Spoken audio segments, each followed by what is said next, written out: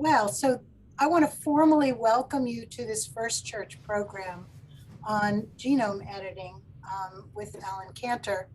And I want to also mention that this is co-sponsored by the Science and Spirituality Group at First Church, which has been meeting for quite a long time and is now co-chaired by Kirk Israel and Erica Ness. And Kirk is here. Kirk, could you wave to everybody so they know who you are? And Kirk's going to put his contact information in the chat. They meet regularly every third Thursday of the month and have very lively discussions. And so I want you all to be able to attend regularly, and you can find that information in the area. So I am now going to formally introduce Alan Cantor. And many of you know that Alan is a First Church member. Alan, how long have you been at First Church? Oh, 10 to 15 years. Okay. And Alan is chief of the Division of Pediatric Hematology Oncology at Boston Children's Hospital and associate professor of pediatrics at Harvard Medical School. And we are so delighted that Alan is able to offer this program today. And because he had offered it once before in the spring, I think of 2017, and it was so well done. And because it was spring and a beautiful day, not too many people got to see it. So we are delighted that we're here today and we're recording this program. So I think without further ado, I just want to mention that we will take questions afterwards. You can put them in the chat, or you can wait until the presentation is finished, and it'll be about 45 minutes of the presentation. And if you really are lost, Alan says you can interrupt him, but we'll hope not, that we could save them for the end of the program. So Alan, I'm going to turn this over to you and put you on the spotlight, and then you can share your screen.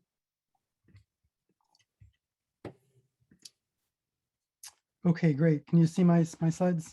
Mm-hmm. Yes. Great, terrific. Okay, well, thanks. Welcome everyone, and thanks for tuning in. I hope you enjoy hearing and thinking about this topic.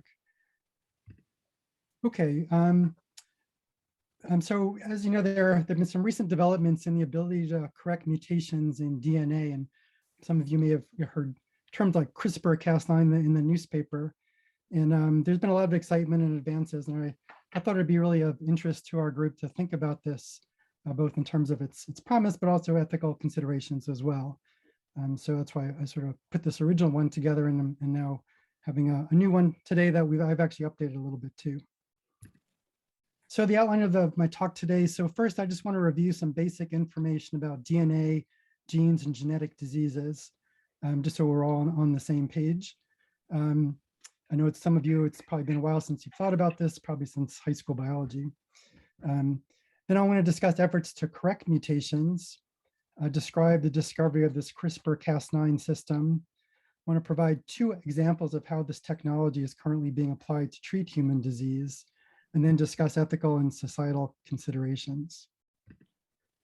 Okay, so to begin with, so as probably all of you know that all the information that dictates everything about our bodies is contained in our DNA. It's stored in the DNA. And so as you know, in the cell, there's a nucleus, and within the nucleus, there's a chromosome, and the chromosomes are made of these long strands of DNA. And DNA is made up of these base pairs of different nucleotides. So an adenine, which will bind to a thymine, a guanine that binds to a cytosine. And these are all arranged in sort of a ladder that's joined together with this sugar phosphate backbone and has this characteristic double helix that everyone's aware of. And it's really just the sequence of these bases that gives all the information, all the T's, C's, G's, and A's. And there are about 3 billion base pairs in the human genome, but it's the code that has all the special sauce. And so, so again, we have this very long strand of DNA inside our cells. And this is broken up into small units we call genes. And this is just a stretch of the DNA, and there's some information about a start, and there's also a stop. And this is really kind of the unit, an important unit. And there are about 20,000 genes in the human genome. And so this gene is here, this is in DNA. And the first thing that happens is this is transcribed into a stretch of RNA based on that information, the DNA. And this generates what we call a messenger RNA, which everyone's probably become very familiar with through the COVID pandemic. This then leaves the nucleus, goes into the cytoplasm, where something called the ribosome reads this messenger RNA and converts it into a protein. And every 3 base pairs gives the information for a particular amino acid, which is shown as a black dot here. And these black dots get joined together eventually to form,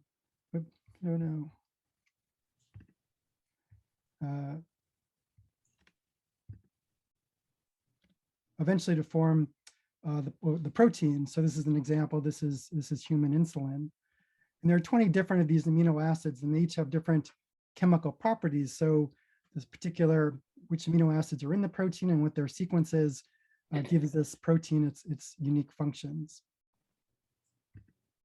Okay, so it's the mutations in these DNA bases that can cause human disease. And this is one example. This is sickle cell anemia. And what I'm showing you here is the beginning sequence for the beta globin gene that makes up hemoglobin. And this is the first 7 codons here, the first that code for the first 7 amino acids. And so you'll see, I lost my pointer here. Oh, here it is.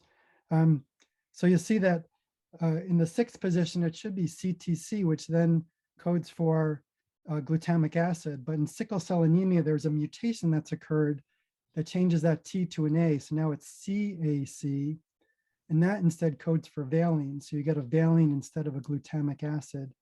And that leads to this whole disease, which I'm going to tell you a little more about in a few slides. So there are many examples of human genetic disease. I just listed here some of them, but there are many, and obviously they cause a lot of human suffering. And so obviously there's been a lot of interest over the years to see if we can correct these mutations to treat these diseases. And people have been working on this for several decades now. And it's already known that in the cell, so if in the cell, here's a chromosome with a mutation, if you introduce into that cell a stretch of DNA that matches the area around the mutation, we call these homology arms, and the middle part has the corrected sequence, rarely what the cell will do is it will swap in the correct piece of DNA for the mutant.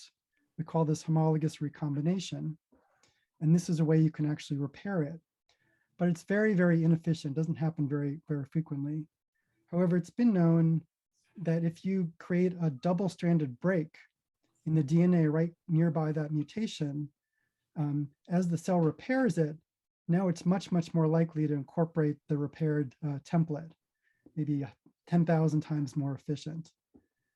So people have been working on this for a while, but the obstacle was, how do you create a double-strand DNA break at a very specific part in the genome? And people have been working on several different technologies to do that. And that all changed really in 2012 with the discovery of the CRISPR-Cas9 system. And these are to the scientists, Jennifer Doudna and Emmanuel Charpentier, who made a pretty important contributions, particularly to understanding how this works and to applying it, for which they won the Nobel Prize in 2020. So the way this system works is there's a protein called Cas9, which is shown in this kind of gray-blue here. And there's what's called a guide RNA. And you can forget about the other things here, but the guide RNA recognizes this 20 base pair region and brings this protein Cas9 to that region, and Cas9 will then cut the DNA at a spot here. And this was actually came out of a lot of research that was being done trying to understand how bacteria defend themselves against viruses. So bacteria can get infected with viruses just like we can, but they've developed some interesting systems of how they defend them. And so there are people just studying this. This is sort of basic biology. And what they discovered is they have this system called the Crispr system. It stands for clustered, regularly interspaced, short palindromic repeats, or CRISPR. What happens is when a virus infects a bacterial cell, it inserts its DNA into the cell.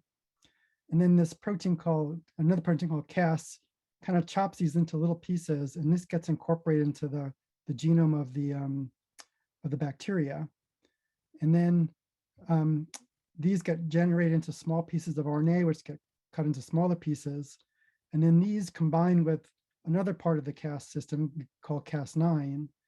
And this Cas9 protein with this little piece of RNA that's specific for that virus will then recognize the virus if it tries to infect the cell again. And it will see that DNA and go right to the place where it needs to go and cut it up. And that's how bacteria, one of the ways they defend themselves against viruses. It was really Jennifer Doudna and Emmanuel Charpentier who kind of realized that this actually could be used for other applications. Okay, so the idea is this. So you would generate a guide RNA that would take the Cas9 to the exact place you want to correct the mutation, and you introduce this along with Cas9 into your cells, along with this repair template I was telling you about earlier. The CRISPR-Cas9 will then cut the DNA at the exact place, and then this repair will happen, so you have a new sequence. And so that's sort of the idea. There's another way this is sort of being used also. So if you don't have that repair template, and you just have the Cas9 cut the DNA at that particular spot, you can actually, as the cell tries to repair it, it can makes little errors here. And what this ends up usually doing is it just disrupts the gene, so the gene is no longer functional. So it's a way of sort of getting rid of a gene or getting rid of its function.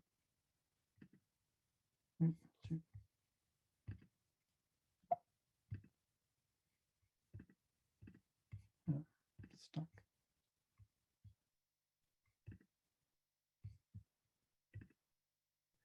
Okay, so what are the key things about this? This is extremely simple and really a robust technique. And it's really been adopted by many molecular biology laboratories worldwide. It really is pretty simple. We do it in my laboratory all the time. And this is really a powerful experimental tool that's accelerating biomedical research quite rapidly. It's the ability to alter genes, test their function very rapidly. And it's also, I think, an example of how sort of basic research can yield important practical advances. These are people who are just trying to understand how bacteria defend themselves against viruses. Okay, so now I'm going to move on to, does anyone have any other questions about that? Okay. All right, so I'm going to, now I'm going to move on to some applications of gene editing to cure human diseases. And I'm going to give you two examples. One is sickle cell anemia, which I touched on earlier, as well as HIV infection. So going back to the earlier slide, again, we have this mutation in sickle cell anemia that changes this glutamic acid at position 6 to a valine. What that does is it causes this hemoglobin molecule to start polymerizing when it shouldn't. And it causes the red blood cells, which are these nice little biconcave discs, to form these sickle shapes. They're these hard pointed cells. They're also very sticky and very rigid. And what happens is when they're flowing through the bloodstream, they get caught in these very small blood vessels, these small arterioles. And again, they're really sticky and rigid. And so they prevent blood from flowing into those. And of course, as you know, you need blood flow to nourish the tissue. And so what happens is all the tissue behind that just dies, and it infarcts or dies.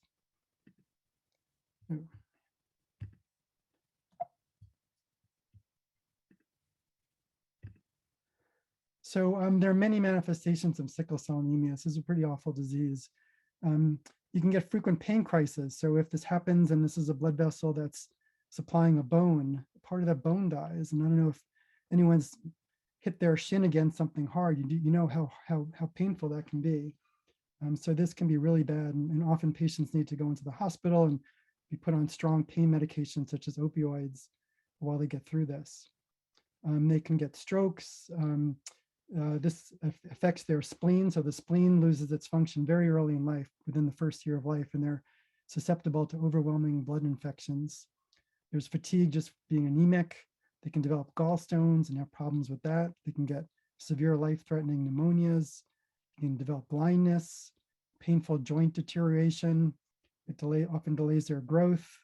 As they get older, they can have kidney disease. There's cognitive impairment, and there's also early death. So the average lifespan is around 40s or 50s in the United States. So of course, this has been a really important early target for gene editing, if we can fix this. And this is sort of the idea. And the idea is you would have a patient, so with sickle cell disease, and you would harvest bone marrow. So all of our blood is produced inside our bone marrow. And within that bone marrow are these key cells called hematopoietic stem cells. And these are really the cells that end up producing all the blood in the body. And so you can take these hematopoietic stem cells and then perform this genome editing that we've just been talking about in the first section of the talk, and then reinfuse them back into the patient. And then these will start producing blood cells that no longer have the sickle cell mutation. That's the idea. And this is really essentially doing a bone marrow transplantation, but using the patient's own bone marrow cells. And that has a lot of important advantages. And so this is actually being done. And actually, this was the first report. This was in the New England Journal of Medicine about a year ago. The first 2 patients treated with this. This was a sickle cell patient as well as a patient with something related disorder called beta thalassemia. And this has been really great for these early patients. The patient with sickle cell disease has had no sickle cell problems for over 2 years and is healthy, and she was having multiple problems, within each year. There have been more patients being treated now. I think there have been 45 patients treated so far, and those results haven't been published yet, but they will be soon, I think. And Boston has been playing a pretty big role in all of this. In fact, there are 2 Boston biotech pharma companies that are involved in some of these trials. Okay, I'm going to move on to the second example. This is AIDS, or acquired immunodeficiency syndrome. And as everyone knows, this is due to human immunodeficiency virus, or HIV. So HIV infects immune cells, T cells. And of course, this attacks the immune system. So the body has trouble fighting it off because the very immune systems that can need to fight it off are infected and not working properly. And this leads to difficulty fighting certain infections, autoimmunity, and cancer.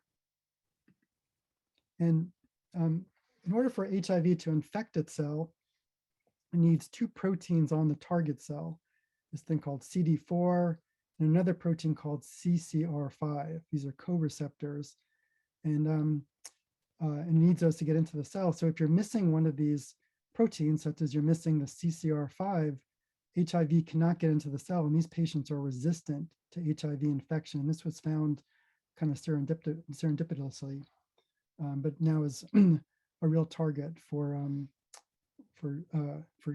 treatment. So the idea here is you would take, you have a patient that has HIV, you would collect their T cells, and then you would do this genome editing. And here you're doing the one where you actually just disrupt the gene. So you're going to disrupt the CCR5 protein. And we know that you can be fine without CCR5. And then infuse these again back into the patient. And now these T cells are resistant to HIV infection, and they can go ahead and kind of go do their thing and try to cure the patient of HIV. So this is also a very active area. Okay, and then I just wanted to close this part with sort of the newest generation in this technology, something called base editing. And so in the last what we've been talking about so far, you have the guide RNA that we've been talking about, and the normal Cas9, which then the guide takes the Cas9 to the DNA and cuts the DNA. So in this latest version, what they did is they changed the Cas9 so it can't cut DNA, but instead they fused it to another protein, in this case called cytidine deaminase. And what that protein can do is it can chemically change one nucleotide to a different one. So here's an action. So you've designed a guide so it takes this new version of Cas9 to a very specific place, forms this complex, And then this cytosine deaminase will change the cytosine initially into what's called uracil, and then that gets converted to thymine in the end.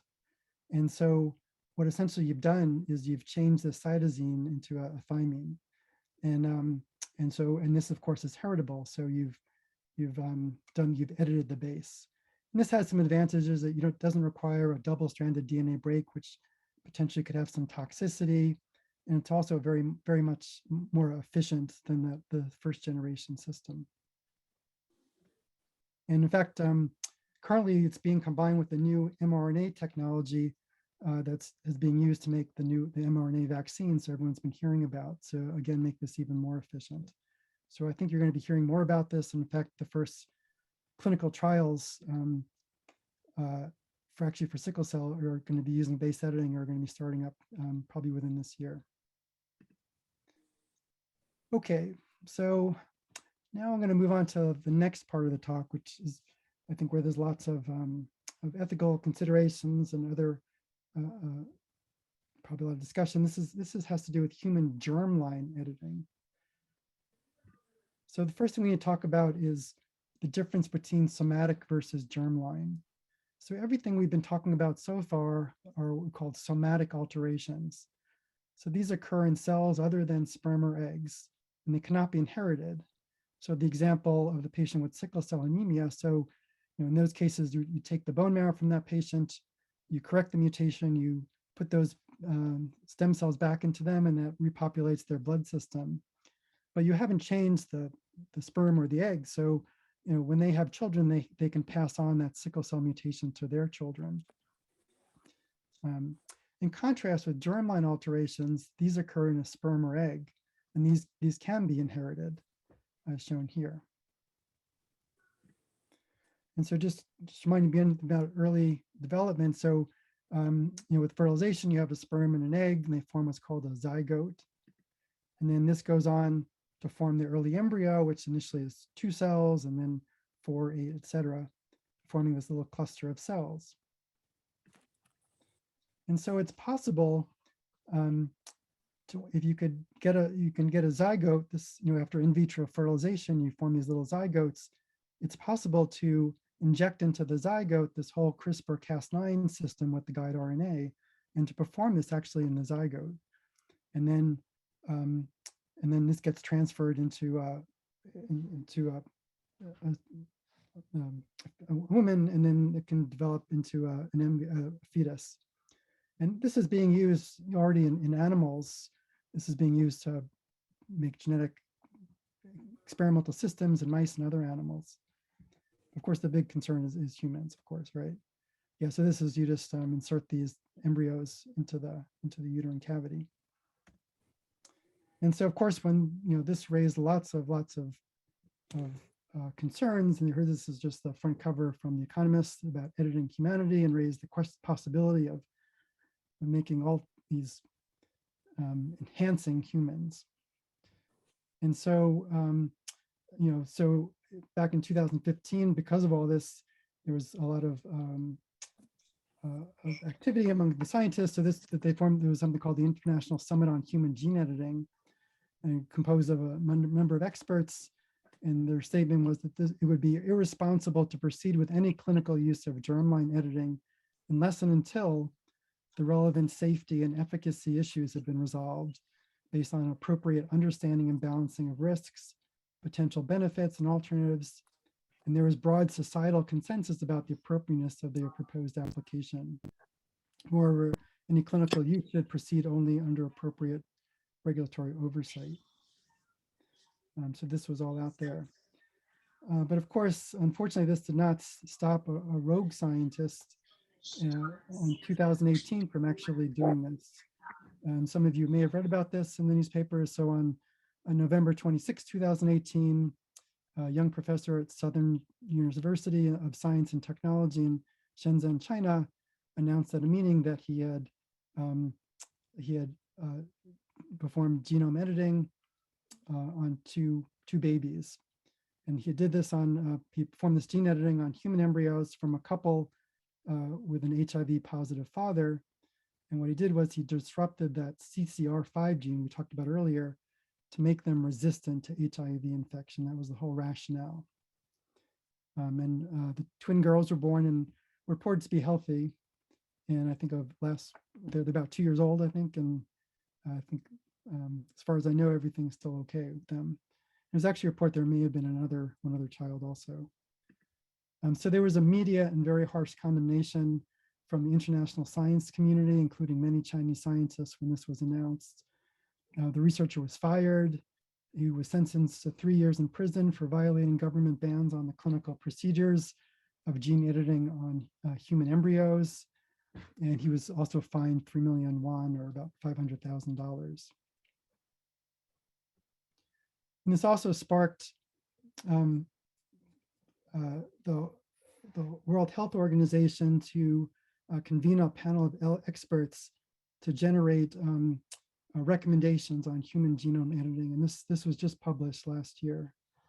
And I'll just kind of go through a little bit of this with you. So this is the recommendations of this committee, the governance and oversight of human genome editing. So one of the things they want to do is that they felt that the leadership by the World Health Organization, its director general, was really important as a world body to really help organize this effort. That this requires international collaboration for effective governance and oversight. And they've talked about putting together a panel like sort of like the climate panel, but something along those lines. They also thought it's really important to establish human genome editing registries.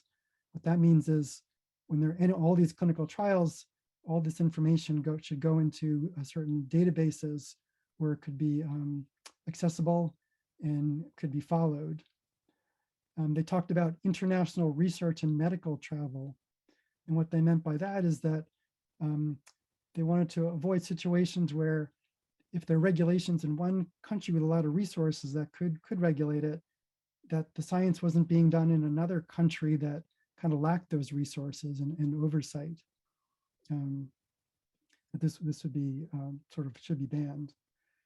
That any illegal, unregistered, or unethical or unsafe research and other activities needed to be reported, and there need to be ways, kind of whistleblower type of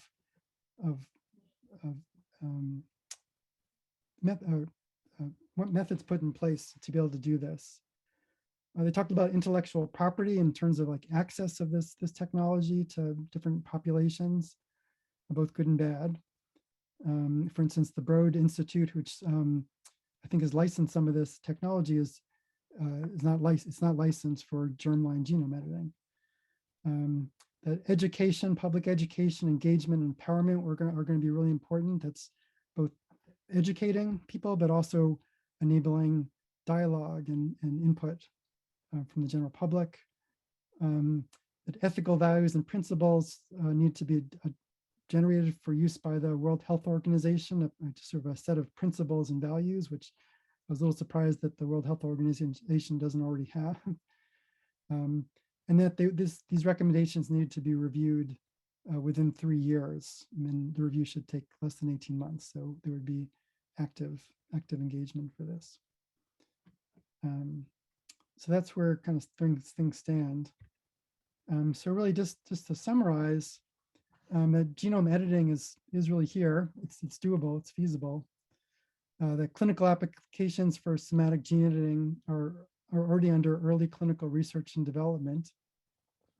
It does have the potential to relieve significant suffering from human genetic disease. And that there is broad scientific and political consensus that germline gene editing should not be pursued, at least until more is known about the risks and benefits. And that international guidelines and oversight are being put in place to really regulate and provide oversight of this. So that's the end of the formal presentation. So again, I've purposely left a lot of time for discussion and questions. So I'm going to stop sharing my screen. Great. That's great. And you've really packed a lot into this short period of time. So I'm sure there may be some questions. We were having a little bit of difficulty with the figuring out whether the chat was working. Does everybody have Can somebody just notice whether or not you can send a message to everybody so that we can all see it? Jean, can you try it and see if that's working? We can only send a message to you. It's Yeah. only you. I have a feeling that has something to do with the recording. So you may just need to read them off. Yeah. Okay, yeah, if you put it in the chat to me, I will read them off. So anybody have any questions for Alan? Or you can just you can unmute yourself and ask. Much easier. Jean, go ahead. Alan, so the things that are germline, which you can pass on, those are what is already sort of happening in crops and other things that are happening. So we have human issues, but we're already changing crops where then they produce seed that is, already changed. So that's an example of something that is passed on that we already are living with, correct?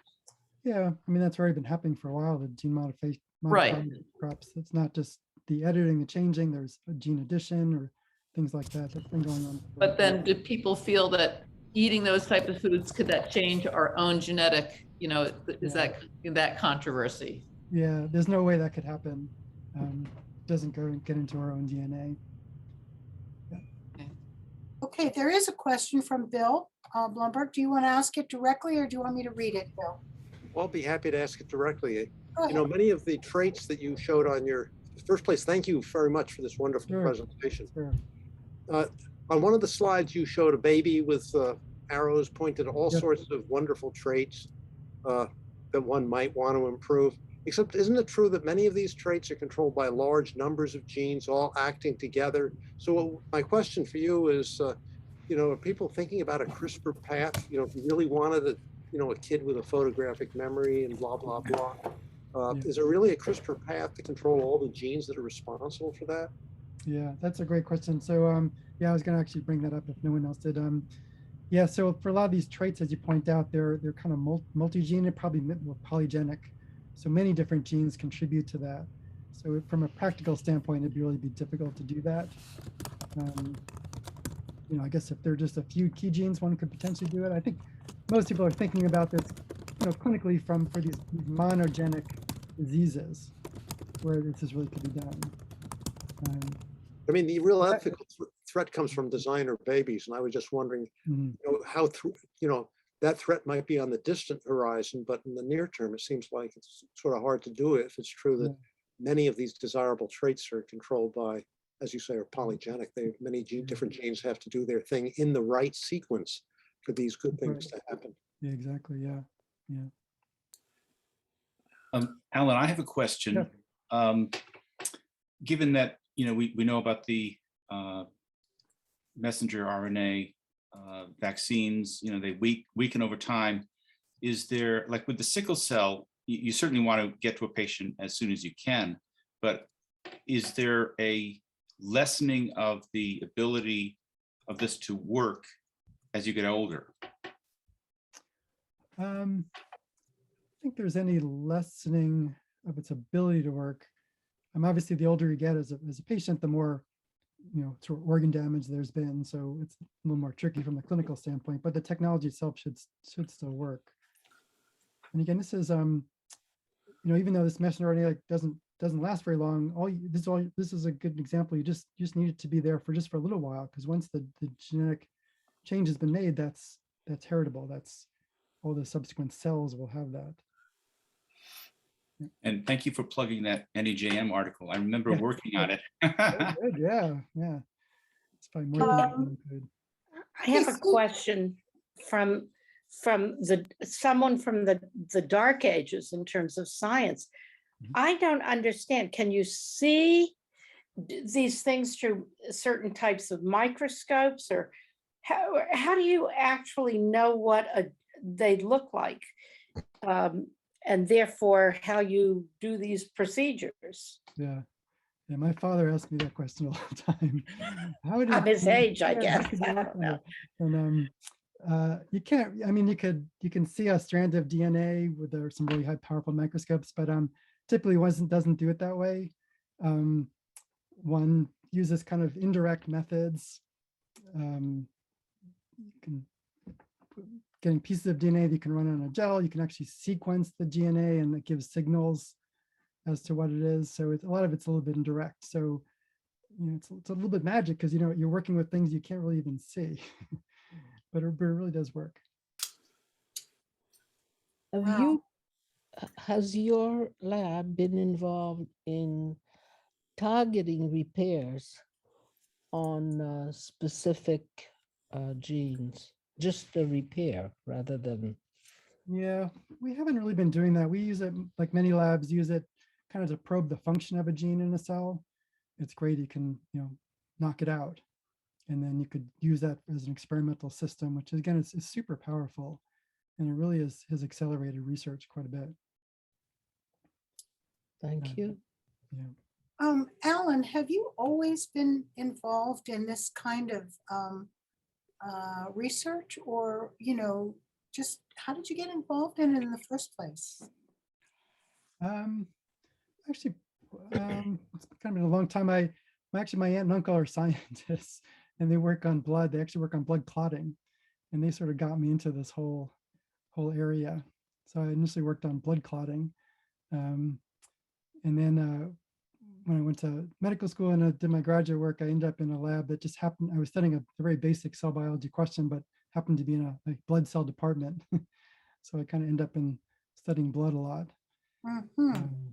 And then I mostly study how blood cells develop and how when that goes wrong, you develop leukemia. Okay. And were you a practicing pediatrician, or have you always been in research? Yeah, I do clinical work too. I see children with blood disorders. Mm-hmm. About 20% of my time, 20 to 40%. There is a question in the chat. Richard, I'm not sure which Richard it is. It looks like it's not Richard Waring. And have any of the gene drive applications of CRISPR worked out? Well, the gene drive. So you're talking about kind of releasing things into the environment. I don't know the answer to that. I think that's what you're probably referring to. Yeah, a number of folks are looking at eliminating malaria, mosquitoes, things like that, and I think early results weren't great in that they tend to evolve around it, but I haven't seen anything about that in a long time. Yeah, I don't know much more about it either. It's a very interesting question though. Okay, Ken, do you have a question? No, I've been formulating one, but I haven't Okay. I think Jean, do you have a question? Hi, Ken. Sorry. Could you? I have a friend whose their family has VHL. Which I don't know if you're familiar with it. Von Hippel-Lindau disease. It creates for other folks. It creates horrible tumors in your brain and spinal cord. And her daughter died of that with, eventually with her eye disease. But her mother is studying at there's research at NIH on this. So I was curious to know how much is the government or NIH or and this is a particularly rare disease. So how are some of these things in terms of who's funding things and what things get looked at? I mean, it's like formulating drugs and solutions. So I'm curious to know. How do institutions decide what they're doing research and how much is driven by, institutes of health through net public funding? Yeah, again, there are different institutes within NIH. They have different areas that they're specialized in. They have various priorities, that's based on often clinical needs, scientific needs. But there has been a big recognition, I'd say, over the last 5-10 years maybe, for really studying rare diseases and treating rare diseases. Initially, a lot of efforts weren't being made that way because they're rare. But now I think there's a lot more emphasis on that, which I think is great. And I presume those techniques can still benefit other, research in terms of. Yeah, they do. And is there a sharing of that across institutions? So I'm wondering how much some of these things is it siloed, and so it's always the question of. Is a lot of this being shared across institutes? So what you are doing that other people might be doing in other countries? Yeah, I think there is a lot of sharing, even between these various institutes within NIH too. sometimes they'll have joint programs. So there's a lot of communication going on.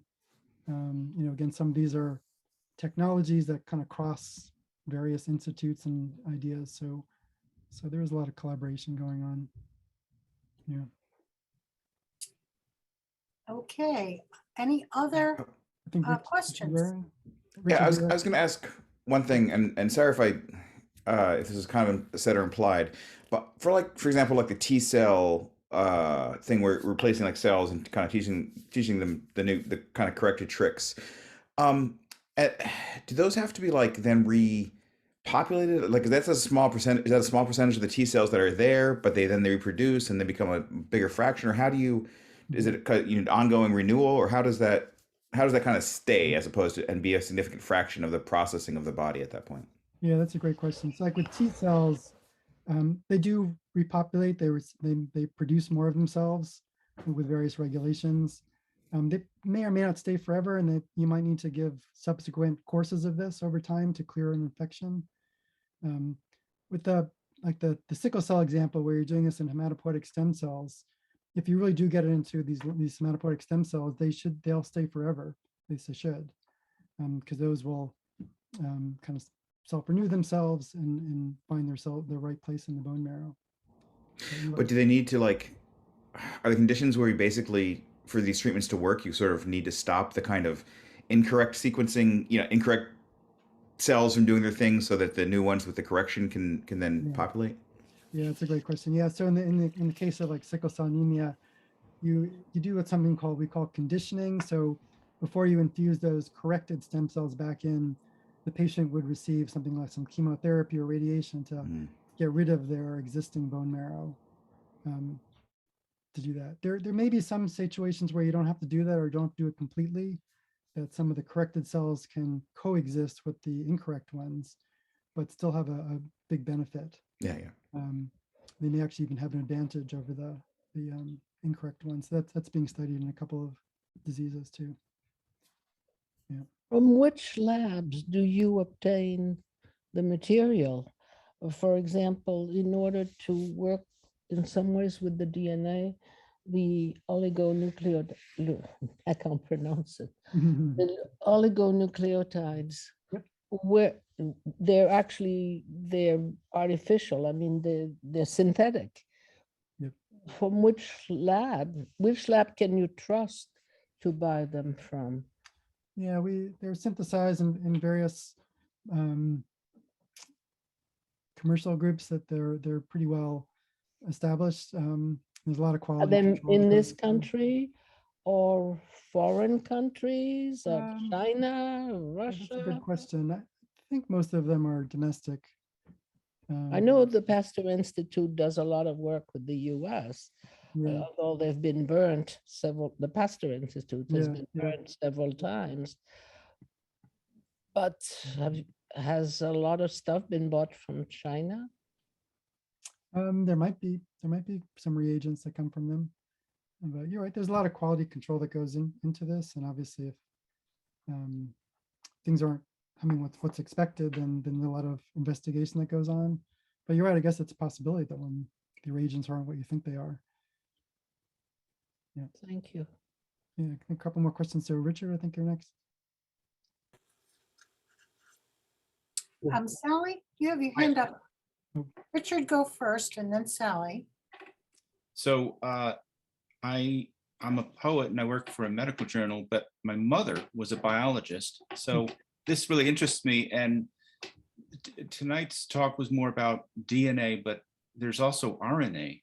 And I've read about scientists that train sea snails to do a certain thing, and then they actually go into the RNA and transfer it to untrained snails, and they respond as if they were trained. So learning to transfer memories, and it connects for me to the passage of monarch butterflies, where one individual doesn't make the whole trip, but together through some sort of transference, they know, you got to make a right-hand turn over Lake Superior because there used to be a glacier there, and this is the way we've always done it. So that aspect, I mean, is it true that the RNA is still much more of an undiscovered territory? In terms of what we call the messenger RNAs that transfer that information from DNA, it's sort of a transit to the protein. It's been pretty well studied, but there's a lot of RNA. In fact, there's a lot of that. We talked about those genes. Really only like 2% of the whole genome kind of produces these kind of proteins, but the other parts of the genome produce other kinds of RNAs, and there's lots being learned about all these different kinds of RNAs. So yeah, I think there is a lot to be learned about RNA. Very fascinating. Yeah. There are lots of hands up that I've just noticed. Eleanor, I know Sally wanted to have a question as well. Sally, why don't you go first and then Eleanor? All right, this is kind of a far out question. It might be rather naive, but is there any potential for germline editing to interface with AI, artificial intelligence, in the future? Nothing that I'm aware of. Nothing I'm aware of. I'm not sure how you would use that.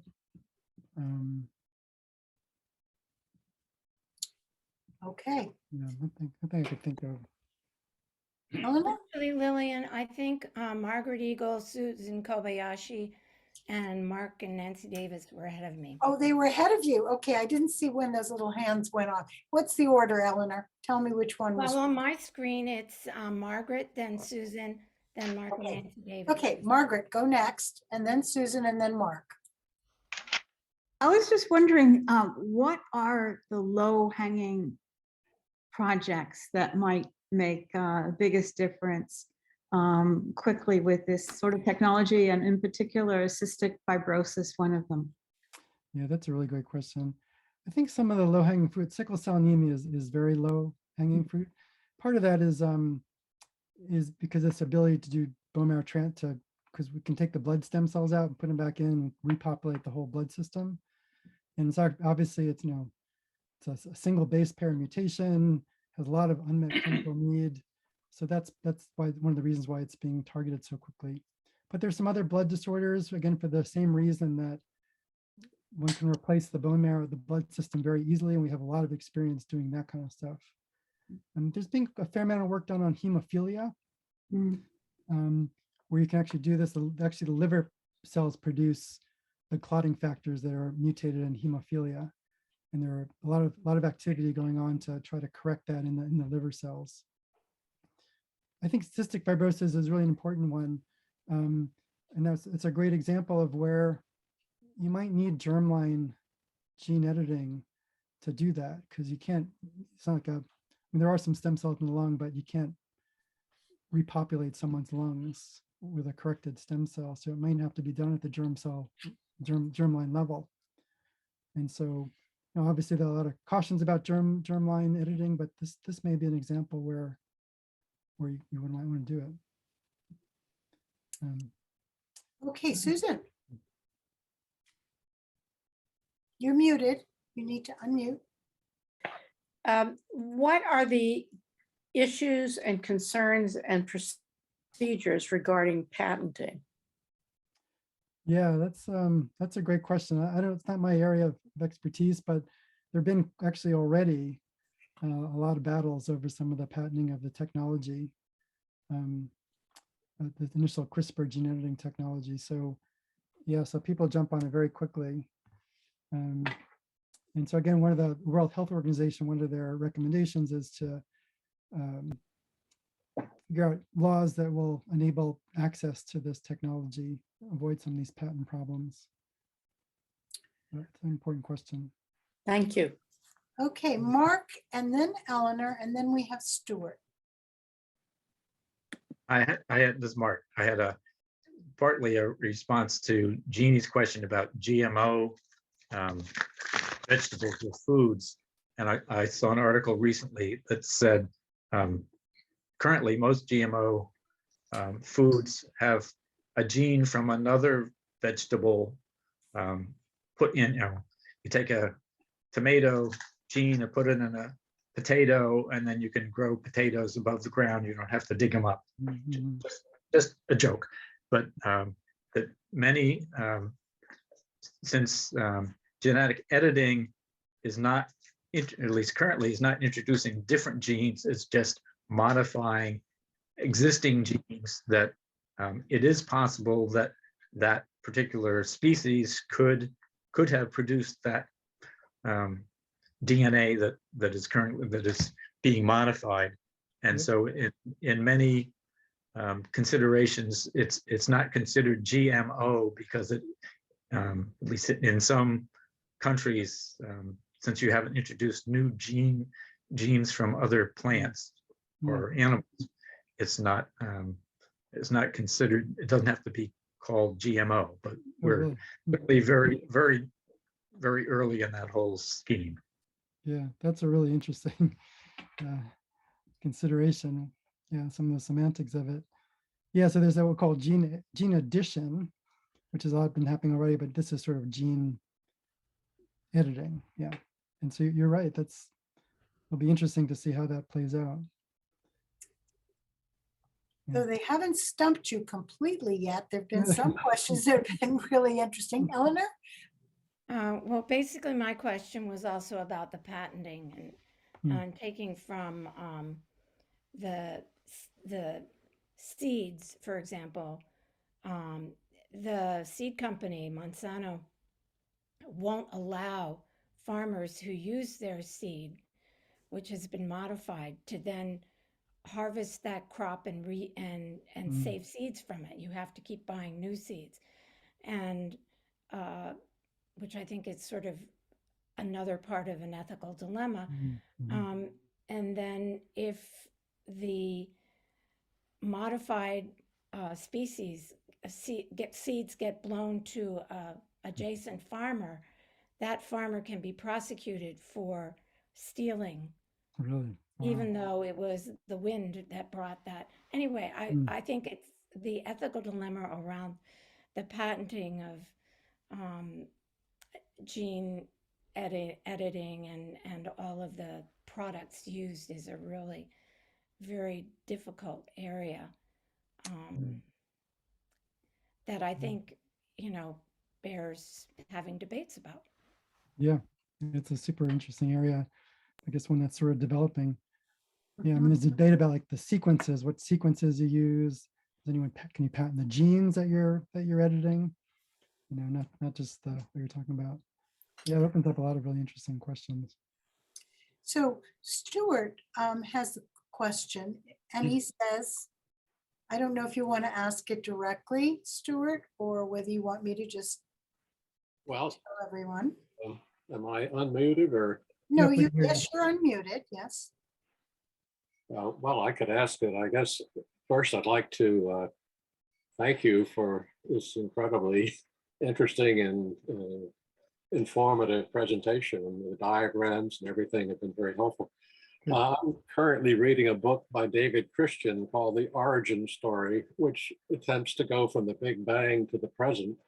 And of course, the increased knowledge we have of the human development over the last 100 years is incredible. And over the last 50 or 60 with this biotechnology, do you have a vision for the future, where we'll be in another 50, 100 years? Can you imagine that we will eliminate all diseases, and will the idea of whatever, you'd be interested in whether you have a vision like that? Yeah, I'm always amazed just sort of the pace of discovery. It seems to be accelerating all the time, all these new technologies. So yeah, I'm not sure exactly where we're going to be. I'm hoping that a lot of these diseases that cause so much kind of misery will be gone. I'm sure lots of new things come up, and there'll be things that are still going to be very challenging. But I'm optimistic that there'll be definitely some significant progress in some of these really tough diseases. Yeah, it's amazing how fast things are moving. Yeah. Thank you.